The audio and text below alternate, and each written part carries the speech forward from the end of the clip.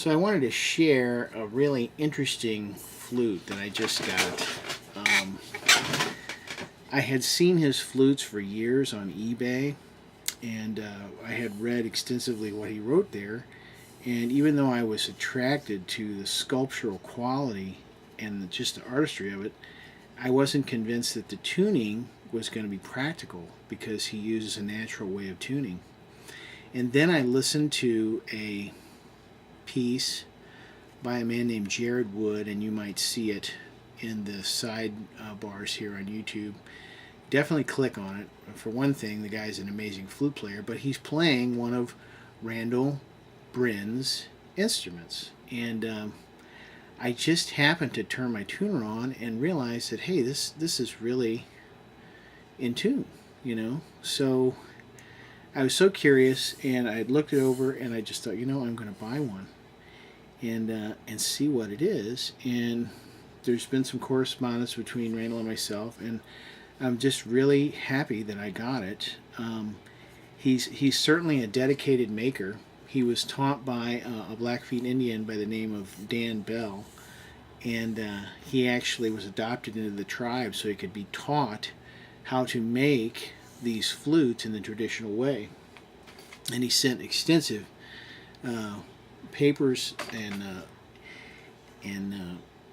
information on how he crafts them, and it's just really neat.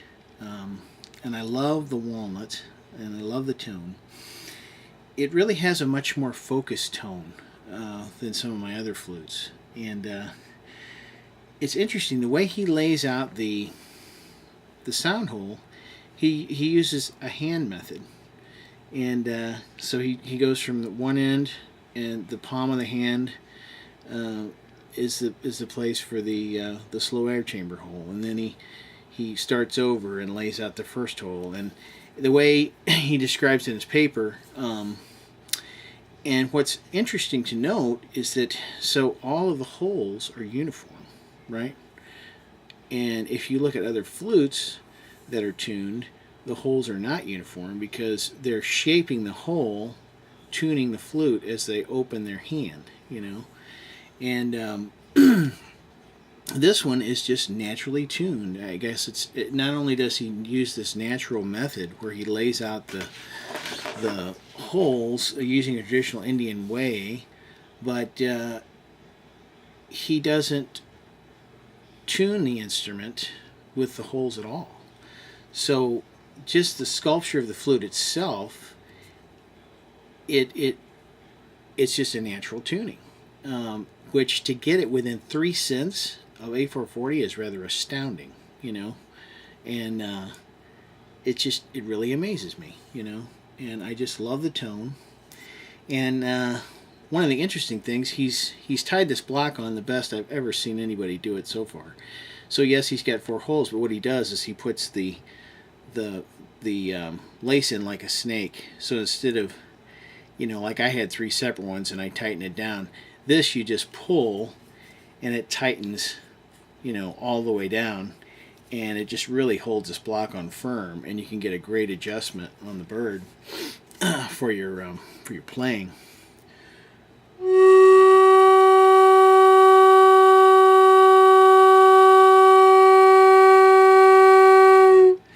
So I'm putting a lot of air through the flute, and I'm not overblowing it, you know, which is unique. But I can just tighten up my lips and pop up there if I want.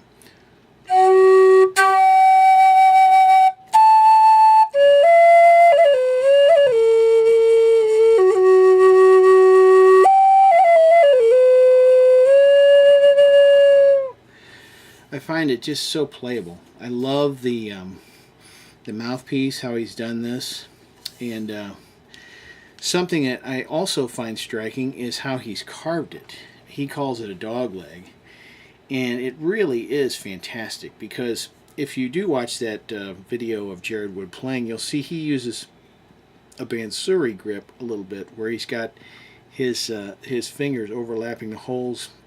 Also, they use it as, they call it a piper's grip for people who are playing bagpipes, and you know, I think it allows you to be much more responsive in playing I can't do it, but it's certainly not necessary. But you can do it because how he's narrowed the flute body here.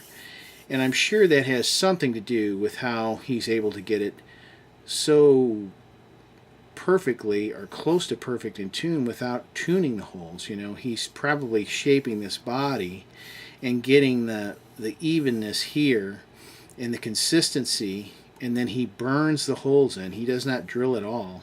And I actually looked with a large flashlight, and I could see on the inside of the flute the little burn mark where the poker went through, where he forced the hot iron through the wood to create the hole. An extraordinary labor-intensive process, and it is. I find it quite remarkable, and I really like the flute.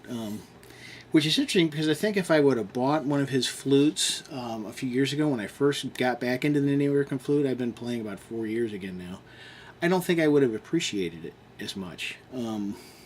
Because I was interested in playing along with jam tracks and all this stuff, and I was looking at the instrument more as a perfectly tuned instrument to be utilized, and you can play it all with with other instruments and stuff. And here we have something so unique.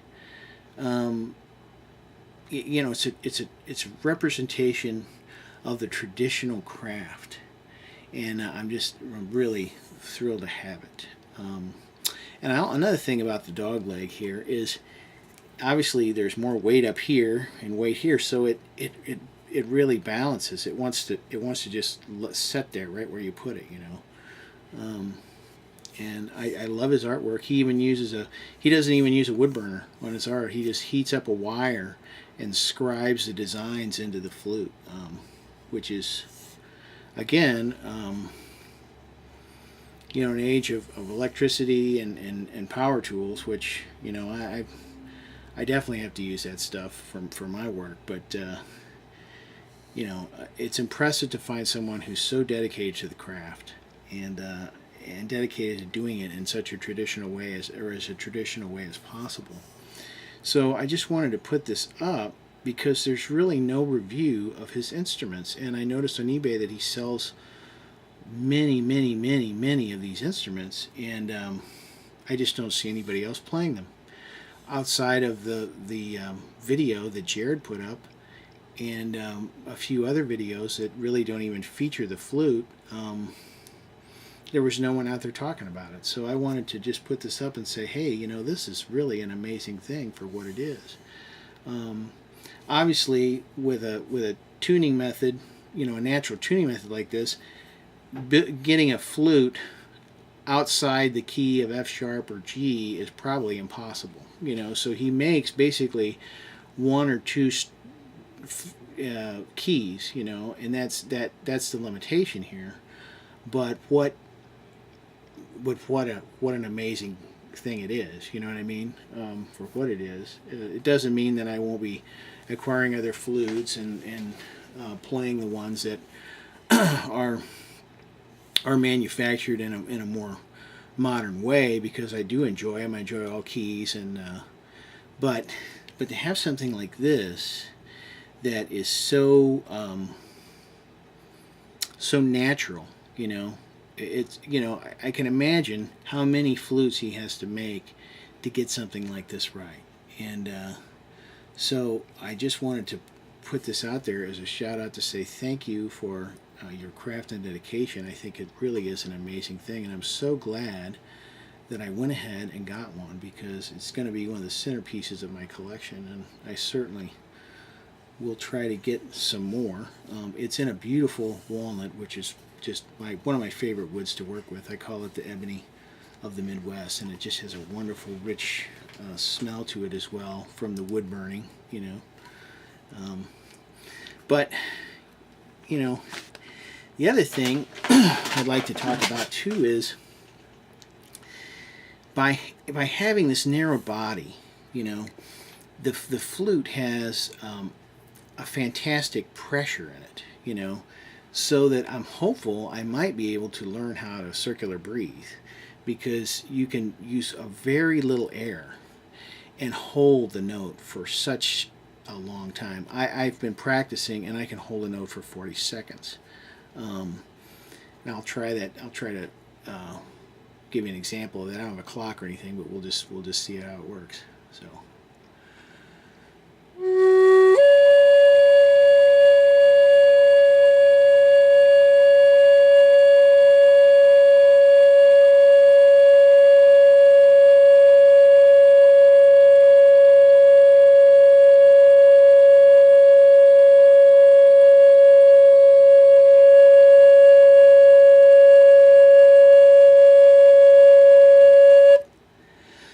I don't know how long that was, but it was an awful long time.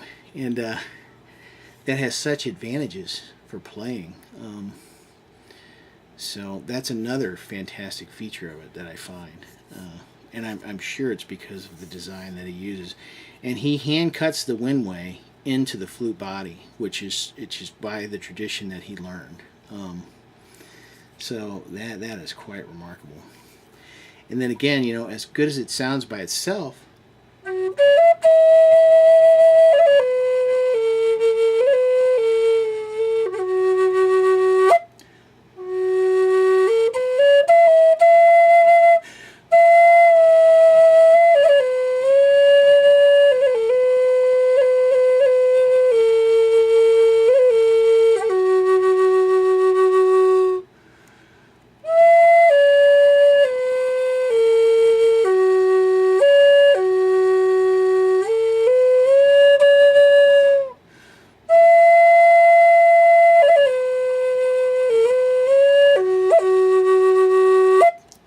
so a little extended play there, but as good as it sounds by itself, it's also compatible with instruments in A440 because it's just slightly flat, you know. So I can give you an example of that, hopefully, if this will come up.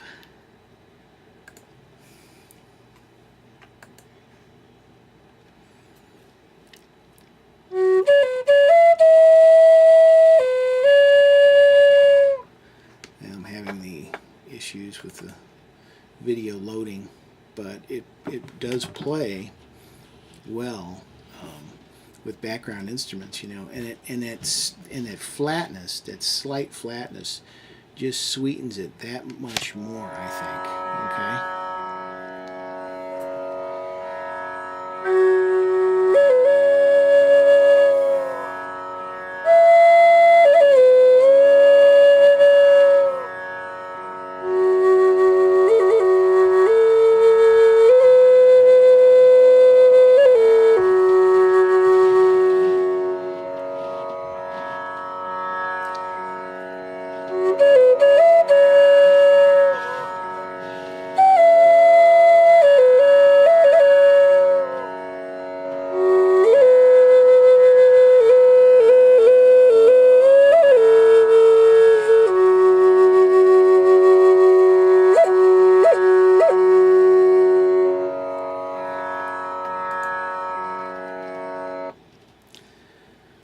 So I just wanted to show this off and hopefully give somebody who's interested in buying one of his flutes, you know, a look and listen to how it sounds and looks, you know.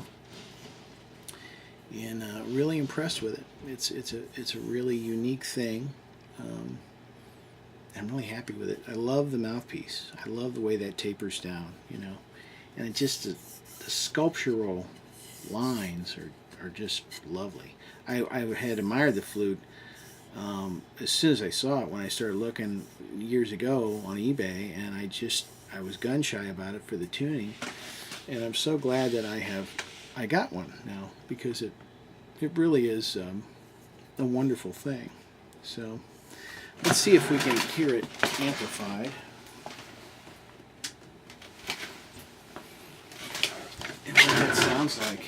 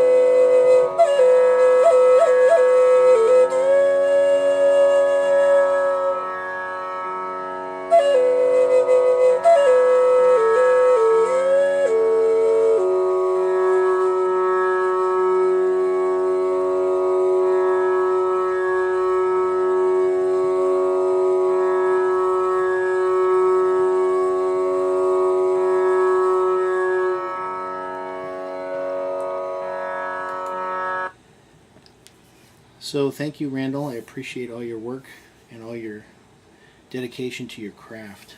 And happy playing. And you'll be seeing some more videos with me playing this.